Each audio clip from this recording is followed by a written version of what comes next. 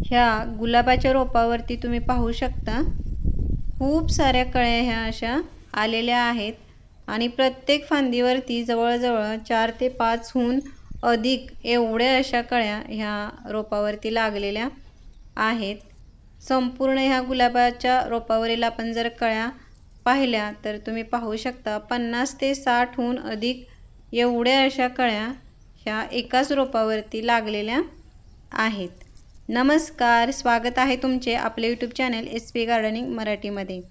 आज मी या व्हिडिओमध्ये अशा एका ऑर्गॅनिक लिक्विड फर्टिलायझर विषयी सांगणार आहे ज्याने तुमच्या गुलाबाच्या रोपावरती ह्या अशा 100 हून अधिक कळ्या येतील व तुमचे गुलाबाचे रोप हे फुलांनी भरून जाईल। तर व्हिडिओ शेवटपर्यंत नक्की पहा। आवडल्यास लाईक शेअर करून चॅनलला सबस्क्राईब करून जवळच असलेल्या बेल आयकॉनवरती ऑल क्लिक करा, म्हणजे येणाऱ्या सर्व व्हिडिओचे नोटिफिकेशन तुम्हाला मिळत जाईल। गुलाबाच्या रोपावरती जर अशा भरपूर कळ्या व फुले हवे असतील तर त्याला वेळोवेळी आणि वेगवेगळी अदलून बदलून ही अशी खतेही द्यावीच लागतात। तर ही अशी खते बनवण्यासाठी आपल्या घरातच अशा खूप साऱ्या वस्तू आहेत, त्यापासूनही आपण ही लिक्विड खते तयार करून ह्या कोणत्याही फुलांच्या, फळांच्या, भाज्यांच्या रोपांनाही आपण देऊ शकतो। तर आजही आपण अशाच एका आपल्या घरातीलच रोजच्या वापरातील एका वस्तूचा वापर करून खत तयार करणार आहोत आणि ह्या गुलाबाच्या रोपांना देणार आहोत। तर हे खत कसे तयार करायचे हे आपण पाहणारच आहोत, पण त्याआधी गुलाबाच्या रोपाला ही अशी भरपूर कळ्या फुले येण्यासाठी थोडी काळजीही घ्यावी लागते। तर त्यासाठी काय करायचे हे आपण आधी पाहूयात। गुलाबाचे रोप लावताना ही माती तयार करताना देखील ती व्यवस्थित पाण्याचा निचरा होणारी अशी वेलड्रेन माती तयार करून नंतरच त्या रोप हे त्या मातीमध्ये लावावे। त्याच्यानंतर गुलाबाच्या रोपाला जर भरपूर कळ्या फुले ही हवे असतील तर त्या गुलाबाच्या रोपाला हे भरपूर सूर्यप्रकाश मिळणे हे देखील तेवढेच महत्त्वाचे आहे।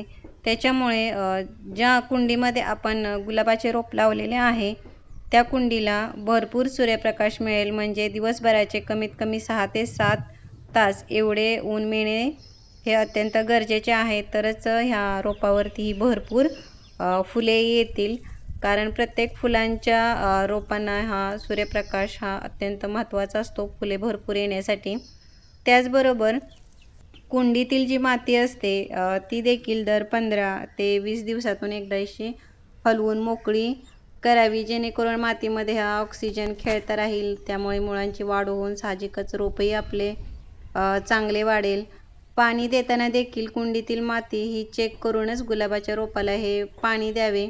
ज्यावेळेस कुंडीतील माती ही वरच्या बाजूची थोडी कोरडी होईल त्यावेळेसच हे गुलाबाच्या रोपाला पाणी द्यावे। देताना पाणी हे भरपूर अगदी शेवटच्या मुळापर्यंत पोहोचेल असे खूप सारे भरपूर पाणी द्यावे।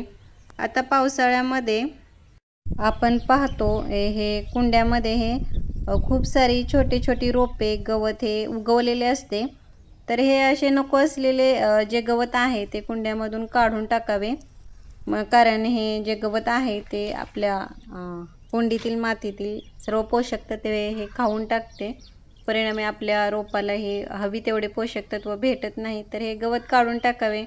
त्याच्यानंतर पावसाळ्यामध्ये दुसरी एक समस्या असते, ती जर भरपूर पाऊस झाला तर कुंड्यामध्ये पाणी साचण्याची शक्यता असते। अशा वेळी जे आपण कुंड्याला खालच्या बाजूला जे होल केलेले असतात ते वेळोवेळी चेक करावे। जर ते बुजलेले असतील तर ते मोकळे करावे, जेणेकरून जर कुंडीमध्ये पाणी साठले असेल तर ते बाहेर निघून जाईल। त्याच्यानंतर सगळ्यात महत्त्वाचे म्हणजे गुलाबाच्या रोपावरती केली जाणारी छाटणी। गुलाबच काय, कोणत्याही फुले येणाऱ्या रोपावरती, झाडावरती हे छाटणी करणे खूप गरजेचे असते। जर तुम्ही त्या अशा फुलांच्या रोपावरती जर छाटणी केली तरच तुम्हाला खूप सारी कळ्या व फुलेही मिळतात, कारण जेव्हा आपण गुलाबाच्या रोपावरती ही छाटणी करतो तेव्हा खूप सारे नवीन फुटवे हे तयार होत असतात व खूप साऱ्या ह्या फांद्या तयार झाल्यानंतर आपल्याला कळ्या व फुलेही भेटतात, कारण जी कळ्या व फुले जी असतात ती फांद्यावरतीच तयार होत असतात। त्याच्यामुळे रोपाची छाटणी करणे हे अत्यंत आवश्यक असते, त्यामुळे आपल्याला खूप सारे भरपूर अशी कळ्या व फुले मिळतील। रोपावरती किडीच्या बाबतीत बोलायचं झाल्यास गुलाबाची पाने अशी दुमडी होणे किंवा पांढरा मावा पडणे अशा प्रकारच्या कीड लागतात किंवा पानावरती असे काळे डॉट तयार होतात. तर अशा वेळी तुम्ही ती पाने काढून टाकावीत व नीम ऑइलचा स्प्रे करावा किंवा तुम्ही कांद्याच्या सालीचे पाणी देखील करून गुलाबाच्या रोपावरती टाकले तरी त्याचा खूप चांगला असा फायदा होतो. आज आपण जे लिक्विड फर्टिलायझर बनवणार आहोत त्यासाठी आपण या कॉफी पावडरचा वापर करणार आहोत. त्यासाठी मी ते 2 रुपयाचा कॉफी पावडरचा पाऊच आणलेला आहे. तर यातील सगळी पावडर न वापरता आपल्याला फक्त अर्धा चमचाच कॉफी पावडर घेऊन त्यापासून हे लिक्विड फर्टिलायझर तयार करायचे आहे. कॉफी पावडरमध्ये हे झिंक व पोटॅशियम हे भरपूर प्रमाणामध्ये असते. तसेच कॉफी पावडर हे माती ॲसिडिक बनवण्याचे देखील काम करते. गुलाबाच्या रोपांना ही ॲसिडिक माती ही आवडत असते. त्याच्यामुळे गुलाबाच्या रोपाची चांगली अशी वाढ होते. हे जे आपण लिक्विड फर्टिलायझर बनवणार आहोत हे पूर्णपणे ऑर्गॅनिक असल्यामुळे त्याचा आपल्या रोपावरती कोणताही दुसरा साईड इफेक्ट होत नाही. तसेच जे गुलाबाची फुले असतात त्याचा आकार हा मोठा होण्यास देखील मदत होते. त्याचबरोबर फुलांचा रंग देखील हा असा गडद होतो. तर चला आपण तयार करूयात.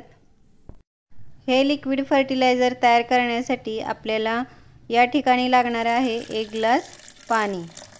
जर आपण अर्धा चमचा कॉफी पावडर घेतली असेल तर 1 ग्लास पाणी घेऊन त्यामध्ये ही कॉफी पावडर ही पाण्यामध्ये व्यवस्थित अशा पद्धतीने मिक्स करून घ्यायची आणि मिक्स केल्यानंतर हे आपले तयार आहे कॉफी पावडरचे हे लिक्विड फर्टिलायझर. आता हे आपल्या गुलाबाच्या रोपांना कसे द्यायचे हे मी तुम्हाला सांगते. गुलाबाच्या रोपांना हे लिक्विड फर्टिलायझर देण्याआधी कुंडीतील माती जी आहे ती अशी मुळ्यांना धक्का न लागता ही चारही बाजूनी अशी पूर्णपणे मोकळी करून हलवून अशी घ्यावी. माती अशी हलवून मोकळी करून घेतल्यामुळे जे आपण फर्टिलायझर देणार आहोत ते मुळ्यांना हे व्यवस्थित दिले जाते. तर अशा प्रकारे हे जे आपण तयार केलेले फर्टिलायझर आहे ते गुलाबाच्या झाडाच्या हे असे मुळाशी अशा प्रकारे द्यावे. महिन्यातून 1-2दा हे जे लिक्विड फर्टिलायझर आहे ते तुम्ही जर या गुलाबाच्या रोपाला दिले तर खूप चांगला असा परिणाम आपल्याला रोपावरती दिसून येतो. तर कसा वाटला व्हिडिओ मला कमेंट बॉक्समध्ये नक्की सांगा. भेटूयात पुढील व्हिडिओमध्ये.